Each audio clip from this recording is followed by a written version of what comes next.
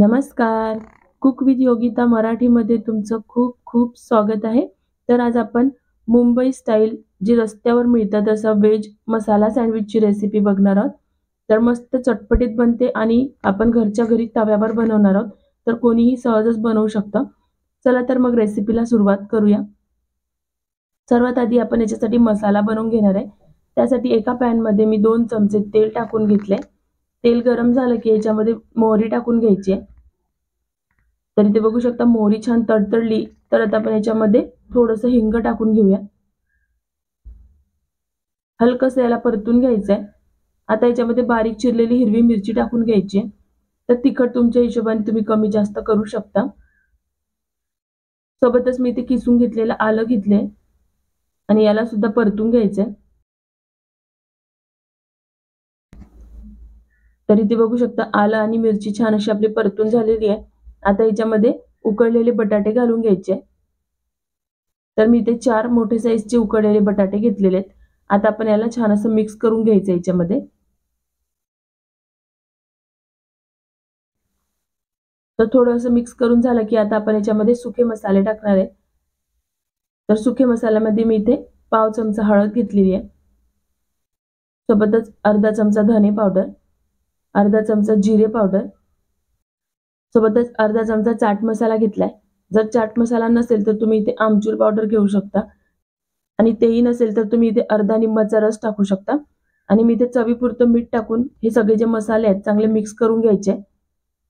तर बघू शकता हे छान असं मिक्स करून झालेलं आहे. वरून हिरवी कोथिंबीर टाकून घ्यायची आहे आणि परत एकदा मिक्स करून घ्यायचंय.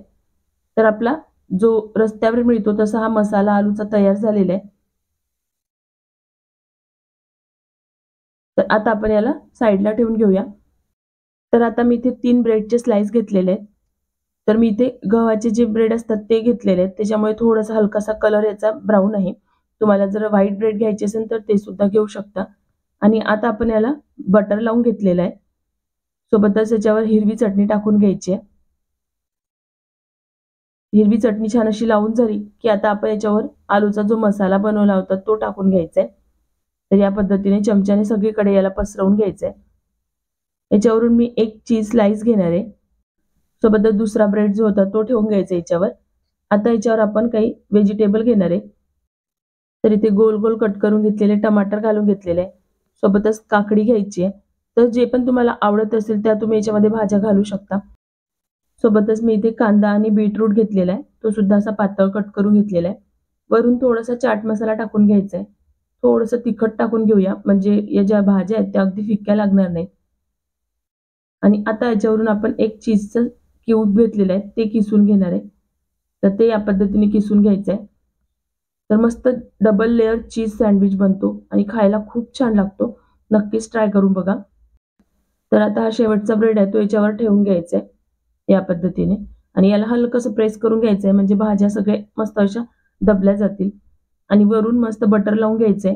आतमध्ये मी बटर थोडं लावलं होतं पण वरून थोडंसं जास्त लावून घ्यायचंय म्हणजे आपण याला शेकून घेऊ तेव्हा मस्त असा क्रिस्पी बनेल. तर आता आपण याला शेकून घेऊया. तर आता ज्या साईडनी बटर लावलाय तो साईड ना खाली ठेवायचा आहे कारण दुसऱ्या साईडला आपण बटर लावलेला नाहीये. तर आता दुसऱ्या साईडला सुद्धा बटर लावून घेऊया.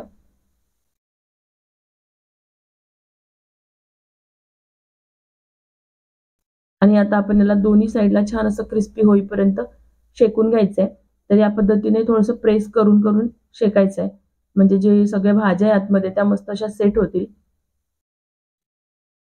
तर एक साईडला चांगलं शेकून झालं की आपण आता त्याला दुसऱ्या साईडला पलटवून घ्यायचंय. तर इथे बघू शकता कलर बघा किती मस्त आलेला आहे आणि दुसऱ्या साईडला सुद्धा मस्त असं शेकून घेऊयात. रेसिपी कुठल्याही क्षणी आवडली तर व्हिडिओला लाईक करायला विसरू नका. सोबतच चॅनलवर नवीन असाल तर चॅनलला सबस्क्राईब सुद्धा करा. तर याला सुद्धा छान असं मी दाबून दाबून शेकून घेतलेलं आहे आणि दुसऱ्या साईडनी सुद्धा मस्त असा क्रिस्पी झालेला आहे.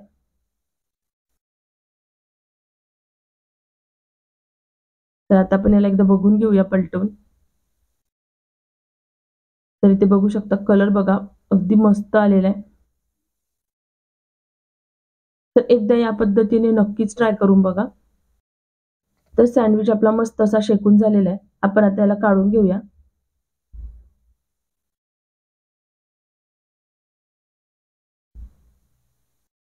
आता आपण याला कट करून घ्यायचंय। तर या पद्धतीने चाकूने मी कट करून घेतलेलं आहे। तर बघू शकता आतमध्येपर्यंत चीज मस्त असं मेल्ट झालेलं आहे आणि भाज्या असं मस्त सेट झालेल्या आहेत। तर एकदा या पद्धतीने नक्की बनवून बघा आणि रेसिपी कशी वाटली मला कमेंट बॉक्समध्ये नक्कीच सांगा आणि थोडी जरी आवडली असेल ना तर व्हिडिओला लाईक करायला विसरू नका। Bye bye.